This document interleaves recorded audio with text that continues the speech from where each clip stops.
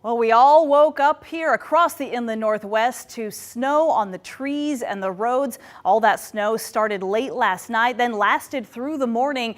We have KREM 2 team coverage tonight showing the conditions across our area and bringing you the latest forecast as well as information about potential power outages. Good afternoon, everyone. Thank you for being here on KREM 2 News at 4. I'm Whitney Ward. So right now, I'm sure the thing on everyone's mind is what is this going to look like as we head into the weekend? There's snow on the ground in a lot of places right now. We know the wind is coming, so we want to turn straight to our chief meteorologist, Jeremy Legoo. Hi, Jeremy. Hello, Whitney, and yes, we are kind of headed into the worst of it as the weekend kicks off.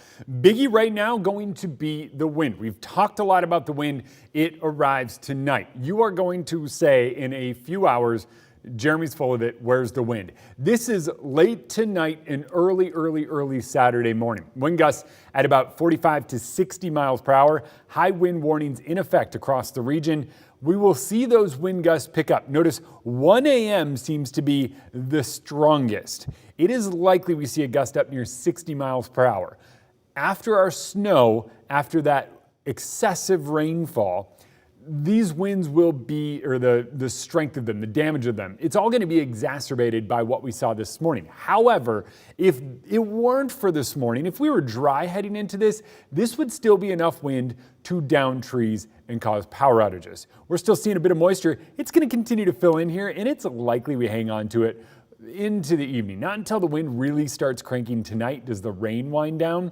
Once that does, it is going to hit. Tomorrow, a couple of scattered showers, and that seems to be the extent of it. But once again, wind, and the strongest of it will be around midnight to 1 a.m., calming down starting around 2 a.m.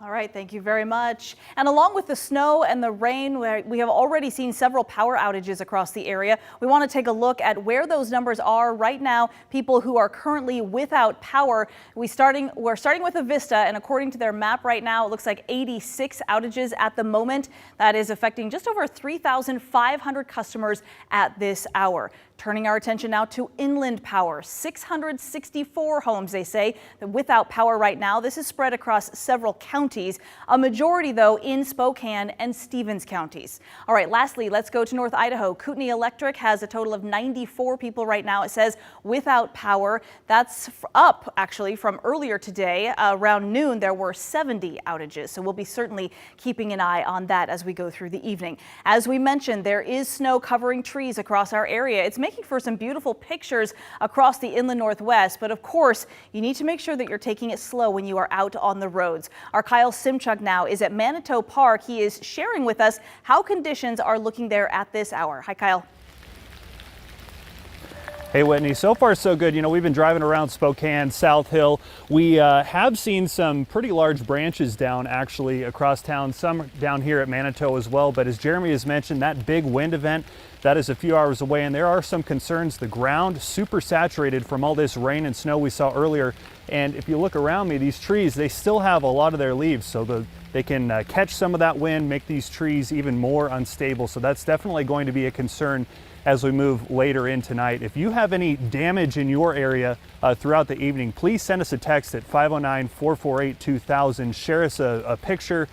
We'd like to know what you're seeing in your neighborhood. Whitney, send it back to you. All right, Kyle, thank you very much. In the meantime, people in Deer Park reported some high snow totals actually this morning. KREM 2's Nathan Hyun traveled to Deer Park to check out just how much it actually snowed there. People that live here in Deer Park tell me that it snowed 6 inches last night. You can still see that a lot of that snow is still left on the ground, and people here enjoy the snow, but they're surprised at just how much it snowed for the first one of the season. Janine Worrell is the owner of a downtown barbershop in Deer Park. I think it is for this much. And then we're going to have really low temperatures coming up next week that I think we don't usually have until January normally. So plows have been going throughout roads here in Deer Park to make sure they're clear of snow and slush. You can see this road right here is clear of all that. And at 5, I'll have the latest on how people are preparing for tonight's windstorm. In Deer Park, Nathan Hyun, KREM 2 News. Also tonight, Washdot announced it is implementing a winter weather plan to keep people at the homeless camp near I-90 warm. Washdot shared plans that warming tents will be set up 20 people can stay inside each one of those tents. They also will help insulate and heat the water tanks so that the drinkable water doesn't freeze. Additionally, state and local outreach partners will help people at that camp with transportation to other facilities to stay warm, like the Trent shelter during this cold weather. All right, we want to turn now to our top headlines. Tonight, Millwood residents being asked to boil their water. That's because of an E. coli contamination in the city's water system. So it was detected in the water supply earlier today after a routine sample was taken. Officials believe the cause of this contamination is an improper sprinkler blowout system. So residents are being asked to boil their water until further notice. The city must now flush the entire water system and conduct additional testing before that order is lifted. It's expected to take no longer than 2 weeks. A WSU police sergeant who reportedly engaged in sexual activity while on duty resigned earlier this week. Police Sergeant Matt Kurt was facing disciplinary proceedings after allegedly engaging in inappropriate activity while on duty in Pullman and on the Pullman campus. He was placed on home assignment in March when those allegations were first brought to the university's attention. His resignation now comes 3 months after WSU Police Chief Bill Gardner, Assistant Chief Steve Hansen, and Captain Mike Larson all announced their retirements after being served notice in July, pending disciplinary action as well from failing to advise university leadership of Kurt's conduct. The man convicted of an apparent gang-related shooting in North Spokane in May will now spend more than 5 years in prison. Dwayne Delaney pleaded guilty to 2 assault charges and unlawful possession of a firearm back in September. Now, shortly after that crime, KREM 2 obtained exclusive video of Delaney shooting at 2 women from across the street on Northwest Boulevard. Court documents suggested he shot at those women out of revenge for shooting another fellow gang member. In Spokane County Court this afternoon, Delaney read a statement acknowledging that he has to pay for what he did, but asked for a fair sentence that would allow him to be part of his son's life. The 65-month sentence was a joint recommendation from his attorney and the state. We'll hear from Delaney coming up tonight on KREM 2 News at 5. All right, daylight saving time not going away quite yet, so prepare to put those clocks back on Sunday. That means that lighter mornings and darker evenings are on their way as daylight saving time comes to an end here in this area. So at 2 a.m. on Sunday, or before you go to bed Saturday night, turn the clocks back 1 hour. That means we go back to standard time. Lawmakers, of course, have long debated whether this long-standing tradition should just be eliminated. The Senate approved the bipartisan Sunshine Protection Act in March, which would make daylight saving time permanent, but that bill has stalled in the House. Well, right now is our month-long KREM Cares campaign, Tom's Turkey Drive. Our goal is to provide 11,000 Thanksgiving meals for families in need and those people who are struggling in our area with food insecurity. If you'd like to help with our mission, we certainly appreciate it. You'll see right there at the bottom of your screen in the corner is a QR code. You can open up your camera app on your phone, hold it up to that QR code, scan the code, and it will take you directly to our donation page. Our Tom Sherry and Mark Hanrahan are live at Rosar's this evening as we share more about our effort to give back this Thanksgiving season. Hi, guys.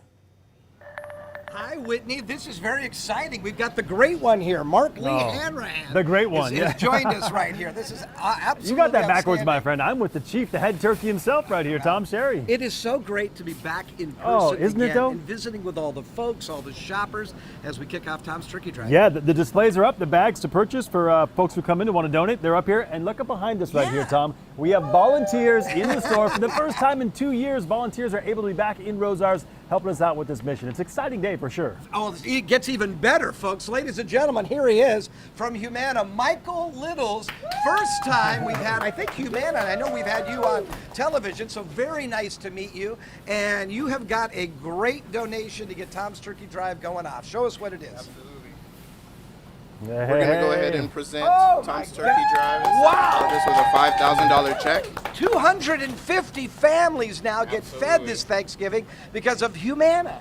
Absolutely, yeah. Humana, we believe in human care, and with access to food being harder than ever, we think this is a great opportunity to give back to the communities.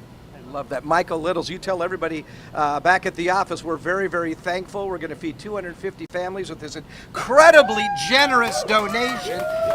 It's magic, isn't it? It is magic, and I'm just curious how they deposit that in the bank. That's a big check. We just take a picture. We do mobile deposit. Yeah, it doesn't fit in your wallet either. You got to fold it up a few Michael, times, right? thank you very much. Michael Littles with Humana. Again, Humana, great company. Thank you for recognizing the good works that we do here at Tom's Turkey Drive and being part of this. And again, because of your generosity, 250 families now get a Thanksgiving dinner. Thank you. You know, we're trying to feed 11,000 families this year. Second Harvest has asked us to feed those 11,000 families. So we're going to do our very, very best. We're going to keep this going through November 23rd. Yeah, so if you go into any area of Rosars, you'll see these bags near the entrance. Pick one up. It's $20, feeds an entire family a Thanksgiving meal, which, my goodness, today, that is a screaming deal. Yeah, so walk into any Rosars stores. You'll see our display right here. Most likely you'll see fabulous volunteers as well. Just pick up one of those bags, you take it over to the cashier, they'll ring it up for $20, and then they'll put it in the Second Harvest bin, so to speak, and then we'll load all the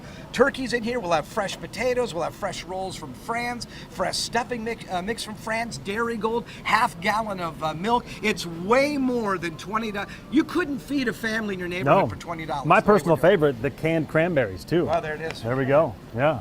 All right, so this continues from today until the 23rd, right? You got it. All right, thank you very much, Tom.